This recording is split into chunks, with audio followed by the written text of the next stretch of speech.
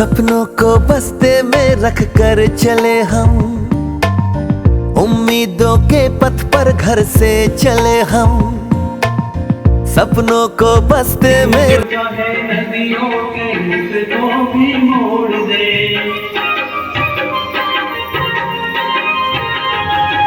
तू जो चाहे माटी से अमृत जोड़ दे, तू जो चाहे धरती को अंबर से स्कूल स्कूल चले हम, स्कूल स्कूल स्कूल चले हम,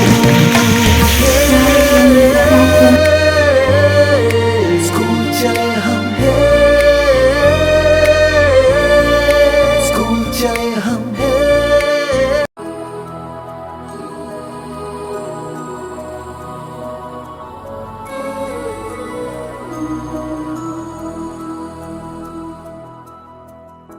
देखो इन्हें ये है ओस की बूंदे।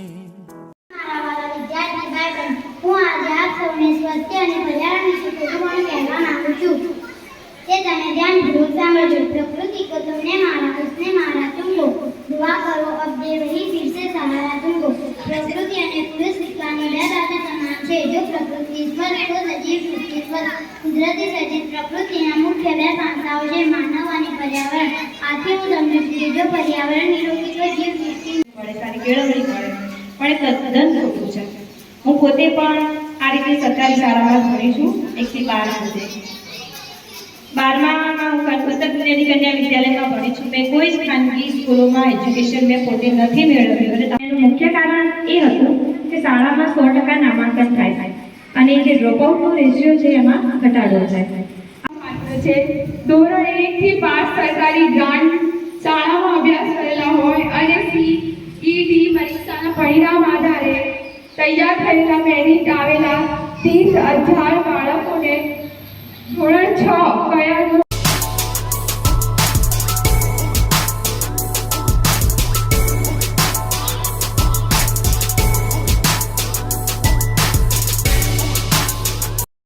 હાજર રહેતા નથી। જો કે આજે વાતાવરણ ખરાબ હતું, સવારથી વરસાદ પડતો હતો, છતાં આટલી સંખ્યામાં બહેનો વધાર્યા છે। તો એ સર્વ આવનાર બહેનોને ઘરે પણ કામ હોય